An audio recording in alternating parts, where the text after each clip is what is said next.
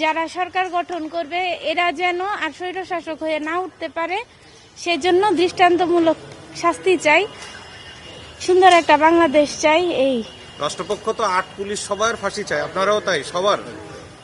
এই হত্যার সাথে সংশ্লিষ্ট যারা, অর্ডার দেওয়া হোক, ফিজিক্যালি হোক, যেইভাবেই হোক, যারা সংশ্লিষ্ট প্রত্যেকের আমরা সর্বোচ্চ রায় চাই।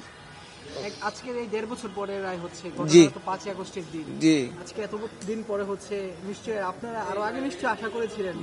জি, আমরা অনেক আগে আশা করেছিলাম, কিন্তু আল্লাহ তালার ইচ্ছা, আল্লাহ তালা যখন যেটা করে এটা বান্দার মঙ্গলের জন্য করে।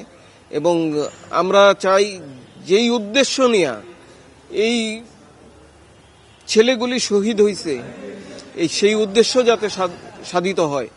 আমরা একটা সুন্দর একটা বাংলাদেশ চাই। ওরা যেমন চাইয়া গেছে, আমরা জীবিত আছি, আমরাও তাই চাই যে ওদের রক্তটা যাতে বৃথা না যায়।